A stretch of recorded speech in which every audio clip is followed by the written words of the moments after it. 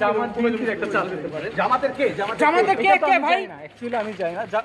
জামাতের কথা কেন বলছেন? জামাতের কে? আপনারা যে হাদি হাদি করছেন, বাংলাদেশের মানুষ হাদি করতেছে। হাদি তো অ্যাকচুয়ালি একটা জামাতের পক্ষে জঙ্গি। খুন করেছিল কে? আমি করি তুমি সেই সময় বাংলাদেশে ছিলে? তুমি বাংলাদেশে ছিলে তো? হ্যাঁ, আমি ছিলাম। তোমাকে সিসিটিভি ফুটেজে দেখা গেছে। আমাকে গুলি করতে দেখা যায় না। তাকে গুলি করতে দেখা যায়নি। সে বলতে পারতো সিসিটিভি ফুটেজের ওই ব্যক্তি আমি নই। যাই হোক, একে দিয়ে আরো বহুত নাটক আমাদের সামনে পরিবেশন করা হবে। আর যে হাদি ভাইকে যে জঙ্গি বলতে পারে, সে হাদি ভাইকে হত্যাও করতে পারে। কারণ হাদি ভাই দেশের জন্য কথা বলতো, হাদি ভাই কোনো দলের জন্য কথা বলতো না, এ কিন্তু দলের কথা বলতো। যাই হোক, সে প্রথমে বলেছে যে এটা জামাত বিএনপির প্ল্যান হতে পারে, আর পরে সে বলেছে হাদি একজন জামাতের প্রোডাক্ট, হাদি জঙ্গি। হাদি জঙ্গি, জামাতের প্রোডাক্ট যদি সে বলতে পারে, সে হাদিকে হত্যা করতে পারে।